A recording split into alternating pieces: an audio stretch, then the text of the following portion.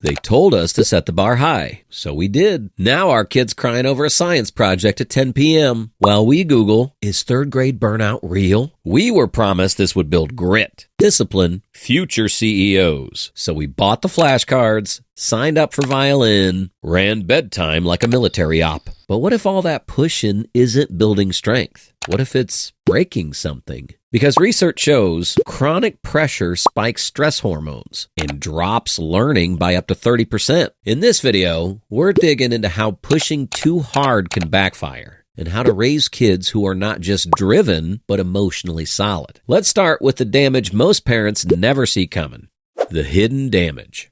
Pushing your kid too hard rarely starts with tiger parent energy. It usually starts with love. You see them with so much potential. They're smart, curious, talented, and also somehow incapable of remembering the backpack even though it's right in front of them. But you care, so you try to nudge them in the right direction. Practice more, focus harder, do better. You'll want them to get good grades, make the team, build resilience, develop discipline, grow grit, and maybe not melt down every time a worksheet has more than 5 problems. But here's what no one warns you about. Pushing kids too hard doesn't always look like yelling. Sometimes it sounds like love, but it lands like pressure. If you're not careful, those nudges can slowly start to sound like conditions. Not, I believe in you, but you're only okay when you win. You matter more when you perform. My love sounds a little different when you're disappointing me. It's rarely said out loud, but it's felt because kids, they're professional meaning makers, tiny data analysts with clipboards, tracking the patterns of your reactions. And what they start to hear is,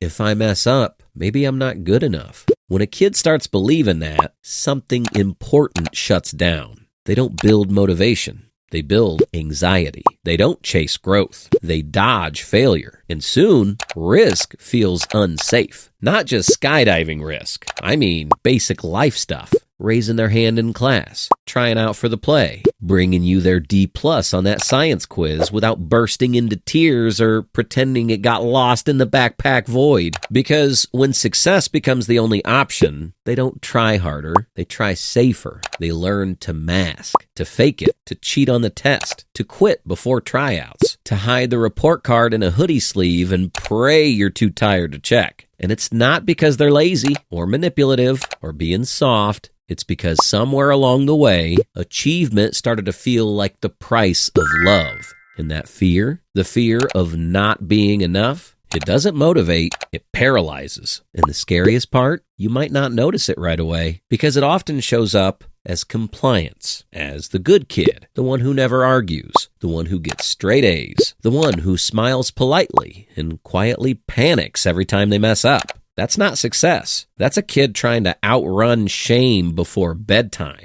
Hey, quick pause. If you're finding this helpful so far and want more breakdowns like this for parenting, hit that like button. It helps Sticko spread the love. All right, let's get back to it. The brain science of pushing.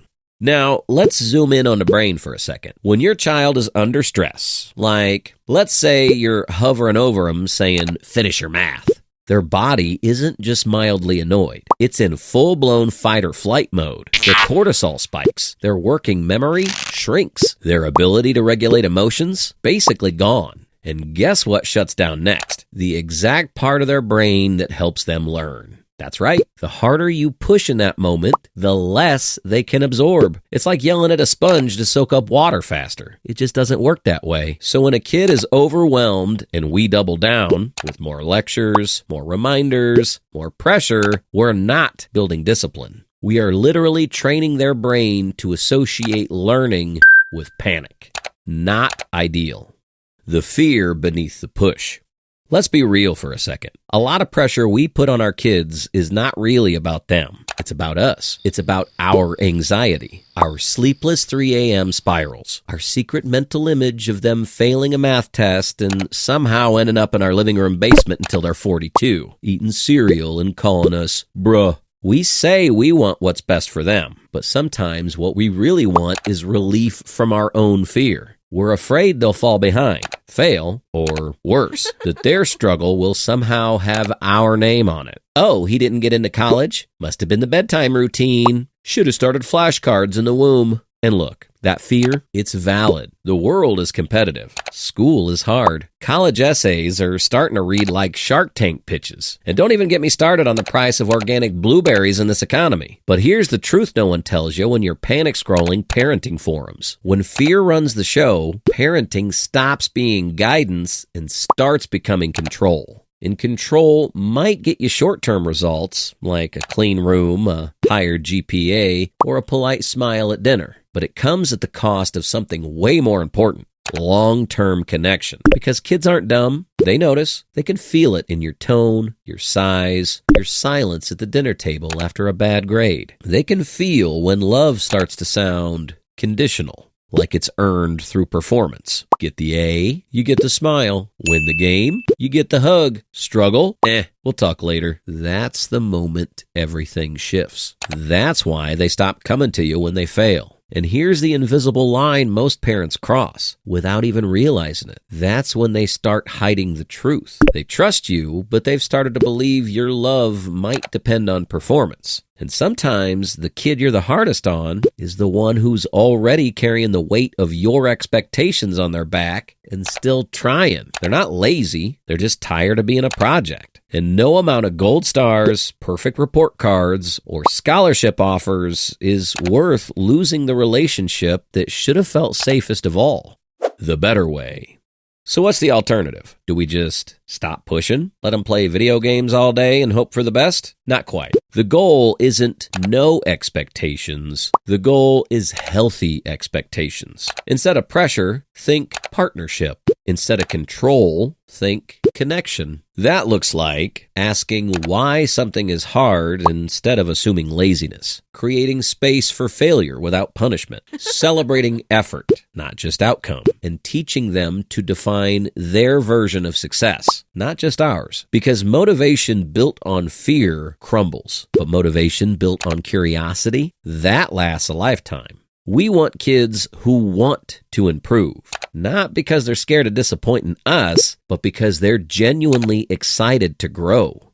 A lot of people think not pushing means raising soft, spoiled kids who can't handle life. We think pressure builds resilience, but what scientists found might completely change how you define toughness. Resilience doesn't come from pressure. It comes from safety. Kids become resilient when they know it's okay to fall, and they trust that we'll help them get back up.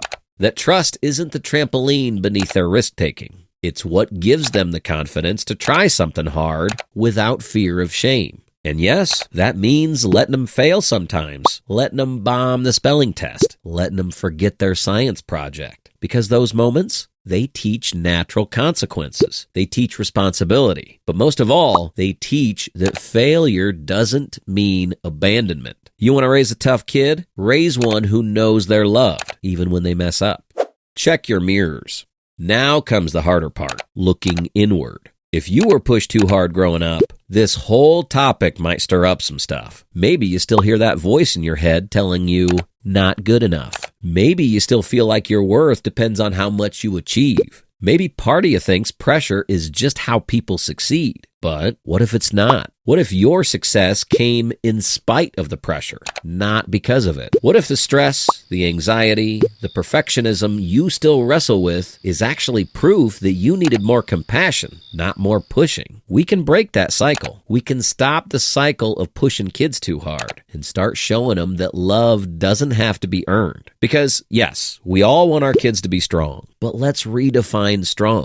Real strength isn't about pushing through. It's about knowing when to rest, when to ask for help, and when to let yourself be seen. That's the kind of strength that lasts. That's the kind of strength we should be building. So if you're watching this and thinking, crap, I've been pushing too hard, don't spiral. This isn't about guilt. It's about growth. The most powerful thing you can do today isn't lecture less or praise more. It's to pause, reflect, and reconnect. You don't need to fix every moment. You just need to show your kid that you see them, that you're learning too, that their worth isn't conditional. Because one of the best lessons we can teach our kids is that we're still learning how to be good humans too. If this hit home, take a breath, then hit that subscribe button. We talk about parenting here in a real, honest, zero shame kind of way. And if you want more breakdowns like this, how to set boundaries without yelling, how to apologize to your kids, how to handle meltdowns without losing your mind, check out the other videos on this channel. Now go give your kid a hug, or at least let him off the hook for the math worksheet. You've got this.